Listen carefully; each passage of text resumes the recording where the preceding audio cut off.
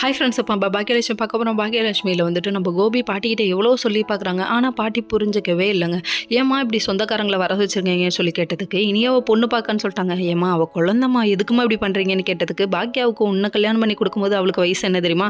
இனியா விட 2 வயசு சின்ன பொண்ணு, அதுக்குன்னு 18 வயசில் கல்யாணம் பண்ணி கொடுக்கலாமா? பாட்டி நீ ரொம்ப பண்ணுற, நீ ரொம்ப ரொம்ப பண்ணுற அப்படின்னு சொல்லி திட்டி விடுவார்னு பார்த்தா, இப்போ கூட பொண்ணு முக்கியமாக அம்மா முக்கியமானு சொல்லி கேட்டால் அம்மா தான் முக்கியங்கிறாரு. என்னடா மனுஷன், இப்படியும் ஒரு மனுஷன் இருப்பாரா அப்படிங்கிற மாதிரி இருக்குது. இந்த மாதிரி ஆண்களை பார்த்தா தான் அவ்வளோ கடுப்பாகுது.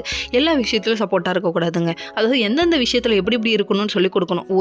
ஒரு லவ் பண்ணிவிட்டு அதுக்குன்னு அடிச்சு பிடிச்சி நீ கல்யாணத்தை பண்ணி வச்சா அவங்களோட ஃப்யூச்சர் காலி ஆகிடுங்கிறது தெரிய வேணாமா? முதல்ல இது தப்புமா, நீ படிமா, முதல்ல முன்னேறு லைஃப்பில் சாதி, அதுக்கப்புறம் உனக்கு பிடிச்சதை நான் செஞ்சு கொடுக்குறேன், அப்பயும் இந்த லவ் இருந்தால் நான் செஞ்சு கொடுக்குறேன்னு சொல்லி பாருங்கள்.